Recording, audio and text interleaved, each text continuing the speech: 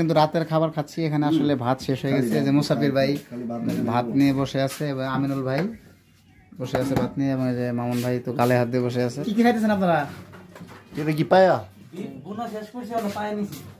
আচ্ছা আচ্ছা, রাকিব ভাই মনে হয় খুব খাইতেছে না?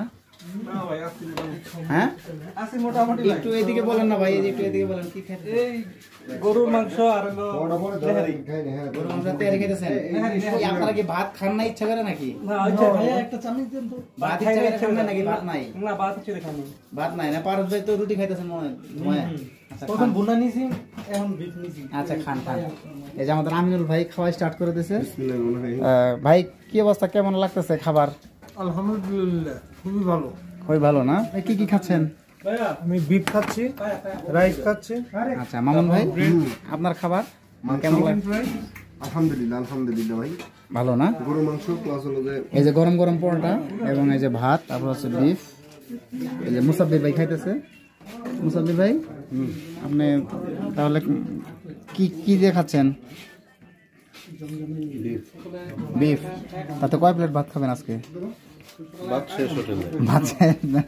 আচ্ছা ঠিক আছে, আমরা এখন আসলে যে খাবার শুরু করে দেবো, এবং এই যে খাবারের চার্টটা কিন্তু ওখানে অবশ্য দেওয়া আছে যে কি কি আছে এই হোটেলে এবং কোনটার কত রেট সেটা কিন্তু আসলে ওখানে দেওয়া আছে।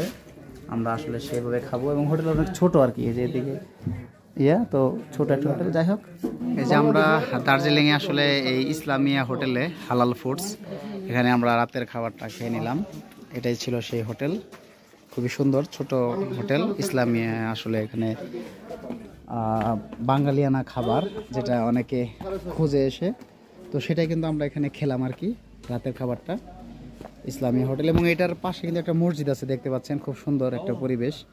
এই যে একটা মসজিদ আছে, মসজিদের পাশেই হচ্ছে এই হোটেলটা, ইসলামিয়া হোটেল। এবং আমরা এখানে কিন্তু আসলে রাতের খাবারটা আমাদের সেরে নিলাম। তো এই যে আমাদের মুসাফির ভাই চলে আসতেছে, সে কিন্তু বিল দিছে এবং এই যে হোটেল থেকে আসতেছে। মুসাফির ভাই একটু সাবধানে আসে না ভাই, আবার ওই যে রাতের খাবার শেষ করছে।